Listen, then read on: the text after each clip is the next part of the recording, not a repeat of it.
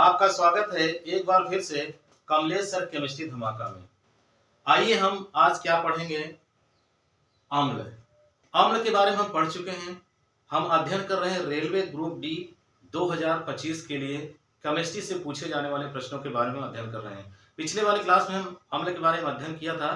थोड़ा सा जो टॉपिक बचा था उसके आगे बढ़ेंगे, फिर हम क्षार को पढ़ेंगे, फिर हम सॉल्ट यानी कि लवण को पढ़ेंगे। तो आइए आज हम देखते हैं कि अम्ल जो होता है नीले से लाल, यानी कि नीले लिटमस पेपर को क्या कर देता है, लाल कर देता है। जैसा कि हमने पिछले क्लास में पुरानी अवधारणा के आधार पर अम्ल वे पदार्थ हैं जो खट्टे होते हैं, यानी वे पदार्थ जो स्वाद में खट्टे होते हैं, और नीले लिटमस पेपर को क्या कर देते हैं, लाल कर देते हैं। नीला से लाल हो जाए लिटमस पेपर तो समझ जाइए वो क्या है, अम्ल है। आर्हेनियस के आधार पर वे पदार्थ जो H आयन देते हैं तो अम्ल होते हैं। पिछले क्लास में चर्चा कर चुके हैं। आगे बढ़ते हैं और हम समझते हैं प्राकृतिक अम्ल और उनके स्रोत। कुछ हमारे पास प्राकृतिक अम्ल हैं, उनके क्या स्रोत हैं, ये प्रश्न ढेर सारी परीक्षाओं में पूछा जाता है। तो आइए हम उसको समझते हैं। एसिटिक अम्ल। एसिटिक अम्ल का स्रोत क्या है, सिरका। सिरके में क्या होता है, एसिटिक अम्ल की क्या होती है, मात्रा पाई जाती है। ऑक्सैलिक अम्ल। ऑक्सैलिक अम्ल किसमें पाया जाता है, टमाटर में पाया जाता है। हाइड्रोक्लोरिक अम्ल मनुष्य के उदर में यानी पेट में भोजन के पाचन के लिए किसकी जरूरत होती है, HCl की। यानी हाइड्रोक्लोरिक अम्ल का निर्माण कहाँ होता है, मनुष्य के उदर में यानी पेट में। लैक्टिक अम्ल। लैक्टिक अम्ल क्या है, दूध में पाया जाता है। फार्मिक अम्ल लाल चींटियों में, फार्मिका मतलब होता है लाल चींटी, वो लाल चींटियों में क्या है, पाया जाता है। इस तरीके से ये ढेर सारे प्रश्न पूछे जा सकते हैं। आइए हम अम्ल पर आधारित कुछ प्रश्नों को पढ़ते हैं और समझते हैं। तो आज का पहला प्रश्न, सभी अम्लों में अनिवार्य रूप से कौन सा तत्व होता है।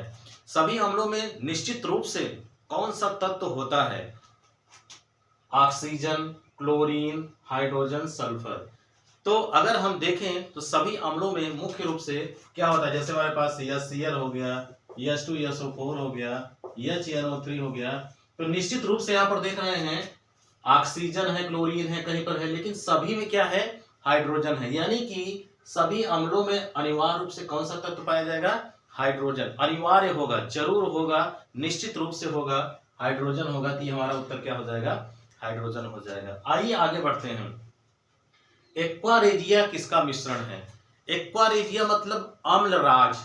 अंग्रेजी में एक्वारेजिया और हिंदी में क्या, अम्लराज। तो अम्लराज अम्लों का मिश्रण होता है, HCl तथा H2SO4 का, HCl तथा HNO3 का, HCl तथा HBr का, HCl तथा HF का। तो अम्लराज यानी एक्वारेजिया जो होता है HCl और HNO3 का क्या होता है, मिश्रण होता है, जिसमें कि सांद्र HCl का 3 भाग होता है और सांद्र HNO3 का कितना भाग होता है, 1 भाग होता है। तो सांद्र HCl और सांद्र नाइट्रिक अम्ल को जब मिला दिया जाता है तो क्या बनता है, अम्लराज बनता है। अम्लराज में क्या होता है, जैसे गोल्ड हो गया यानी सोना, उसमें क्या हो जाता है, घुल जाता है। इस कभी कभी ये भी प्रश्न पूछा जाता है कि सोना किसमें घुल जाता है, किसमें विलय हो जाएगा। तो सोना किसमें घुल जाएगा, अम्लराज में क्या हो जाएगा, घुल जाएगा। तो आइए अगले प्रश्न के बारे में हम देखते हैं। ऑटोमोबाइल बैटरी में कौन सा अम्ल प्रयोग किया जाता है। जो मोटर गाड़ियों में बैटरी लगी होती स्टार्ट करने के लिए, उसमें कौन सा अम्ल प्रयोग किया जाता है। या ज्यादातर देखा जाए घरों में जो हमारे पास इन्वर्टर के लिए बैटरी प्रयोग की जाती है वही होती है, उसमें कौन सा अम्ल प्रयोग किया जाता है। HCl हाइड्रोक्लोरिक अम्ल, H2SO4 सल्फ्यूरिक अम्ल, HNO3 नाइट्रिक अम्ल, NaCl ये सोडियम क्लोराइड है, ये सॉल्ट है, यानी कि तो हो नहीं सकता है। अभी हमारे पास अम्ल है तो H2SO4, इसको तेजाब के नाम से भी क्या किया जाता है, जाना जाता है। तो H2SO4 क्या किया जाता है, बैटरी में, यानी कि ऑटोमोबाइल्स बैटरी में कौन सा अम्ल प्रयोग किया जाता है। मोटर गाड़ियों में लगने वाली जो बैटरियां होती है स्टार्ट करने के लिए जो प्रयोग में लाया जाता है उसमें कौन सा लगता है, H2SO4 सांद्र सल्फ्यूरिक अम्ल, यानी तनु सल्फ्यूरिक अम्ल का क्या किया जाता है, प्रयोग किया जाता है। और यहाँ पर एक्वारेजिया किसका मिश्रण है, तो एक्वारेजिया यहाँ पर अभी हमने जैसा बताया HCl तथा HNO3 का क्या होता है, मिश्रण होता है, जिसमें कि सांद्र HCl का 3 भाग होता है और HNO3 का कितना भाग होता है, 1 होता है। कभी कभी पूछा जाता है कि एक्वारेजिया में HCl और HNO3 का अनुपात कितना होता है? तो कितना होता है?